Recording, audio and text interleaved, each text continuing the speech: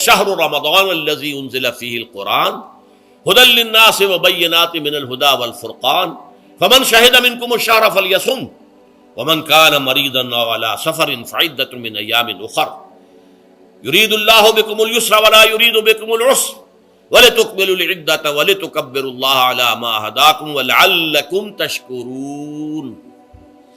اب جو آخری لفظ ہے لَعَلَّكُمْ تَشْكُرُونَ، اب اس کی وضاحت سمجھیے۔ اور رمضان کے یہ دو پروگرام جب پیرلل ہو جائیں گے، جب دونوں کی پابندی کی جائے گی تو اس کا حاصل کیا ہے؟ اس بات کو سمجھنے کے لیے سب سے پہلے آپ اس کو سمجھیے کہ جسے ہم خودی کہہ رہے تھے، جسے ہم سیلف کہہ رہے تھے، اپنی انا کو مضبوط کرنا، سیلف کنٹرول، ایگو جو ہے وہ پوری طرح قابو یافتہ ہو اڈ اور لبیڈو پر، اصل میں اس سے مراد کیا ہے؟ اس پر میں نے تفصیل سے بحث کی ہے عظمت صوم نامی اپنے کتابچے میں۔ ویسے یہ ہے کہ وہ مشکل ہے، ذرا فلسفیانہ اس کا انداز ہے، لیکن یہ ہے کہ وہی باتیں آسان الفاظ میں جو دوسرا کتابچہ ہے عظمت صیام و قیام رمضان مبارک، وہ آسان ہے، اگرچہ یہ دونوں بہت ہی محدود تعداد میں ہمارے پاس ہیں، لیکن یہ کہ میں نے ذکر کر دیا، جو حضرات لینا چاہیں وہ لے لیں۔ لیکن یہ ہے کہ اس میں اصل پس منظر کیا ہے؟ دیکھیے، ہمارا جو وجود ہے انسان کا، یہ کمپوزٹ ہے، مرکب ہے۔ ہمارے دو وجود ہیں جو جوڑ دیے گئے، کیسے جوڑ دیے گئے ہم نہیں جانتے، لیکن ہے دو وجود۔ ایک وجود حیوانی ہے، میں نے عرض کیا تھا پہلے ہی، ہر انسان ایک حیوان بھی ہے مکمل، سارے حیوانی تقاضے ہمارے اندر بھی ہیں، لیکن حیوان اور انسان میں بنیادی فرق یہ ہے کہ انسان کا جو اصل وجود ہے وہ روحانی ہے۔ اس روحانی وجود کی وجہ سے انسان کا وہ مقام ہوا کہ تمام فرشتوں کو اس کو سجدہ کرنے کا حکم دیا گیا۔ فَإِذَا سَوَّيْتُهُ وَنَفَخْتُ فِيهِ مِن رُوحِي فَقَعُوا لَهُ سَاجِدِينَ۔ فرشتوں سے کہہ دیا گیا تھا کہ میں ایک بشر پیدا کرنے والا ہوں مٹی سے، جب میں اسے پیدا کر لوں اور اس کی ناک پلک سنوار دوں، دو پلک درست کر دوں، تو پھر اس کے سامنے اور اس میں اپنی روح میں سے پھونک دوں تو گر پڑنا اس کے سامنے سجدے۔ حیوان انسان اور انسان روحانی، یہ دونوں مل کر اب آدم بنے ہیں۔ نمبر دو، اس حیوان انسان کا وجود زمین سے ہے، مٹی سے پیدا کی، مٹی سے، گارے سے، طین لازب سے، چپچکانے والے گارے سے، وہ جس میں کہ بدبو پیدا ہو جائے، یہ ساری باتیں کہی گئی ہیں، اور سائنس بھی کہتی ہے مٹی سے پیدا ہوئے۔ کیسے پیدا ہوئے اس میں اختلاف ہے، لیکن یہ کہ ہے مٹی ہماری اوریجن، قرآن بھی کہتا ہے اور سائنس بھی کہتی ہے۔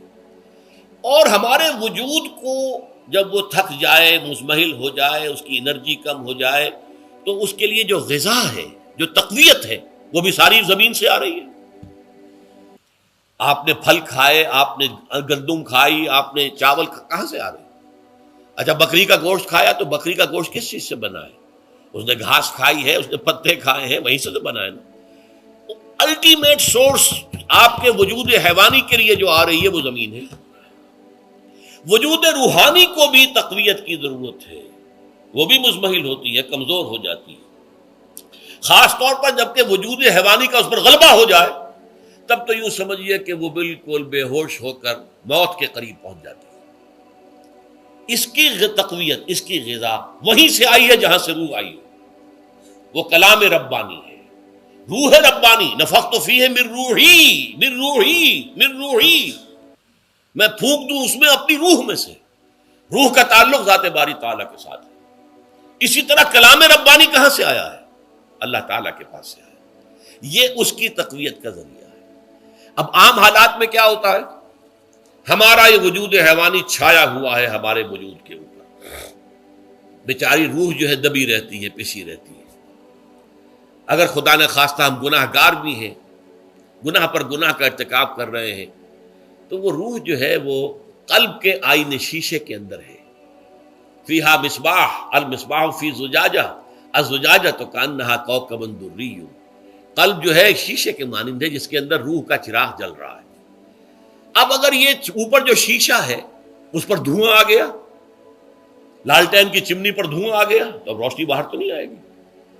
اگر انسان گناہ کرتا ہے تو قلب پر رین، زنگ آ جاتا ہے، یا حضور نے فرمایا ایک داغ لگ جاتا ہے، اور گناہ کرتا ہے اور داغ لگتا ہے، اور گناہ کرتا ہے اور داغ، یہاں تک کہ بالآخر پورا قلب سیاہ ہو جاتا ہے۔ اب وہ روح اندر بند ہو گئی، وہ دفن ہو گئی۔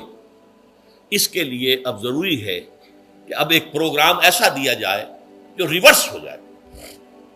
دن میں روزہ رکھواؤ تاکہ وہ جو اینیمل انسٹنکٹس ہے وہ دبے، تو جب یہ وزن جو ہے اس کے اوپر کم ہوگا تو کچھ سائی آف ریلیف اسے ملے گی۔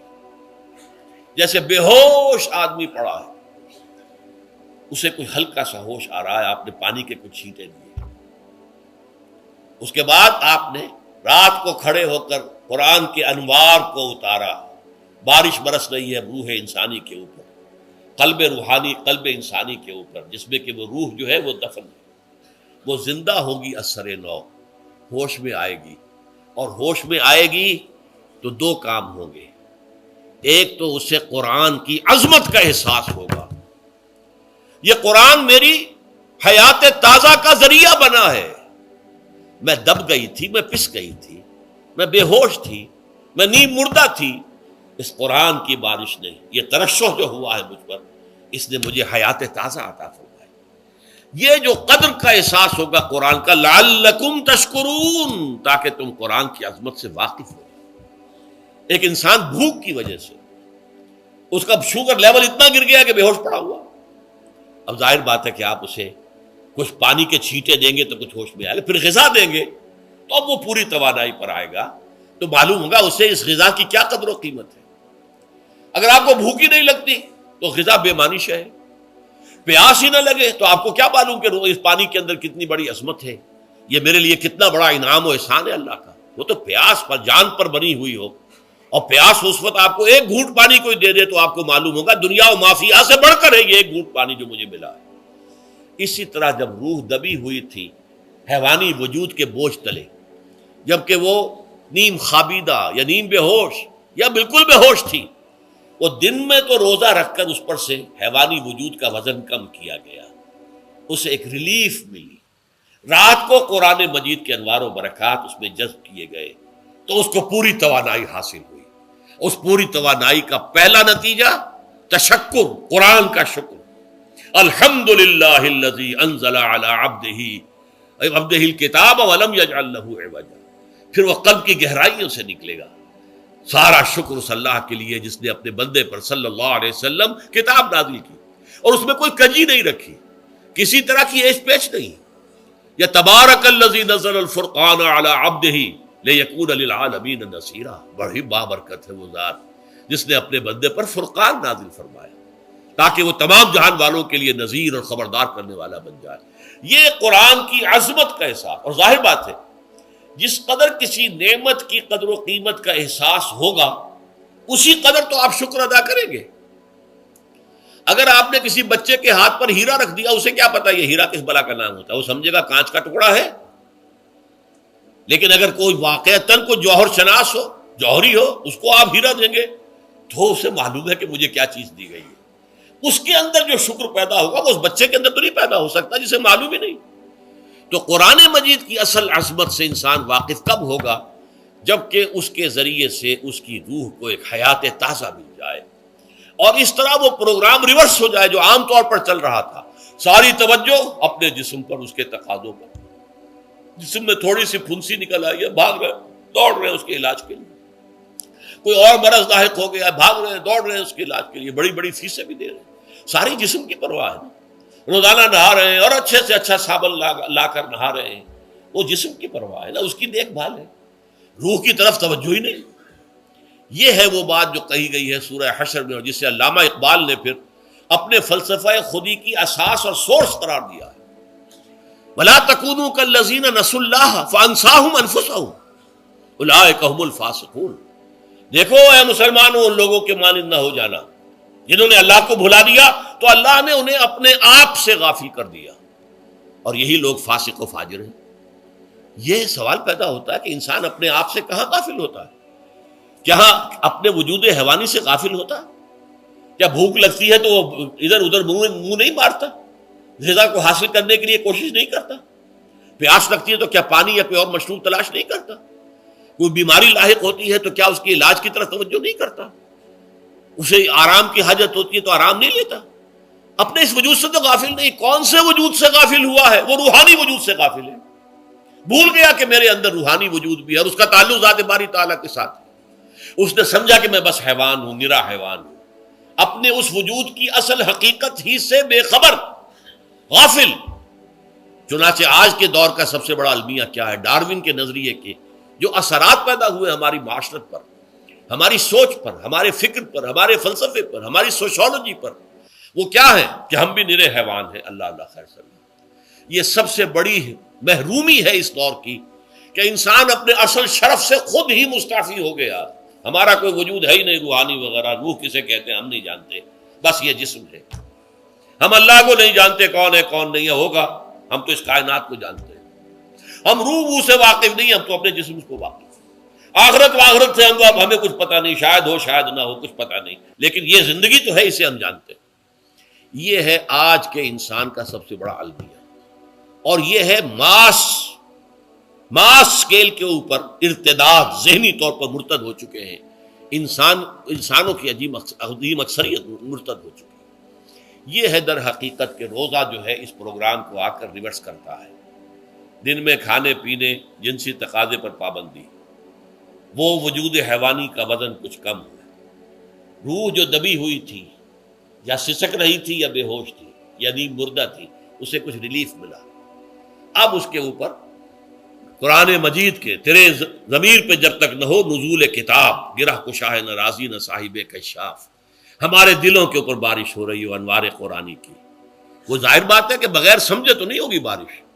وہ تو آپ کچھ سمجھ رہے ہوں گے تو بارش ہوگی، ورنہ تو یہ ہے کہ ٹھیک ہے، میں پہلے بھی عرض کر چکا ہوں، آپ کو ثواب تو ملے گا، لیکن یہ ہے کہ وہ اصل مقصد قرآن کی عظمت کا قلب کی گہرائیوں سے اعتراف جو ہے، اور اس پر اللہ کا شکر تو ادا ہوگا. لعلکم تشکرون، جبکہ قرآن مجید جو ہے آپ کے قلب کے اوپر نازل ہے، اس کا مفہوم نازل ہے.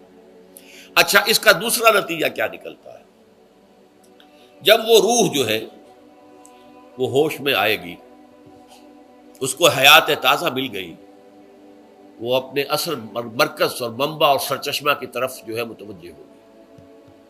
عربی زبان کا ایک مقولہ ہے، کل شیء یرجع الی اصلہ، ہر شے اپنی اصل جڑ کی طرف جو ہے لوٹتی ہے. ہمارا وجود حیوانی زمین سے زمینی کی طرف لوٹتا ہے، یعنی مرنے کے بعد زمینی میں چلا جائے گا. اور نمبر دو، دنیا میں بھی زمینی خواہشات، زمینی تمنائیں، آرزویں وہ ہیں. ولکنہ اخلد الی الارض، جیسے کہ سورہ وہ کہا گیا ہے بلعام بن باعورہ کے بارے میں سورہ اعراف میں، وہ تو زمین ہی کی طرف دھنستا چلا گیا.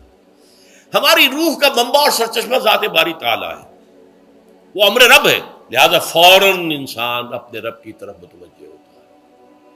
یہ اللہ کی طرف متوجہ ہو جانا اور پھر اس سے ہم کلام ہونا اور اس سے دعا کرنا، یہ ہے روزے کا اصل مقصد.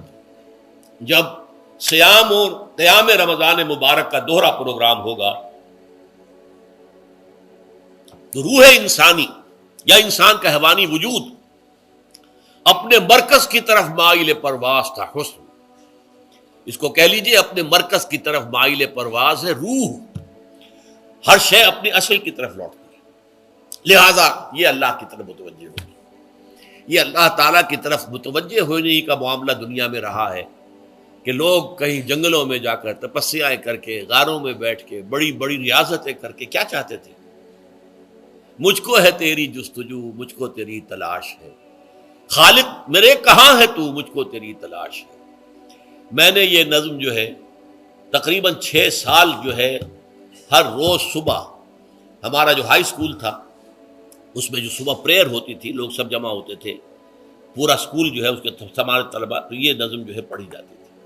مجھ کو ہے تیری جستجو، مجھ کو تیری تلاش ہے. خالق میرے کہاں ہے تو، مجھ کو تیری تلاش ہے. روح انسانی چاہتی ہے اللہ کا تقرب، اللہ کے قریب ہونا، اللہ سے رشتہ استوار کرنا.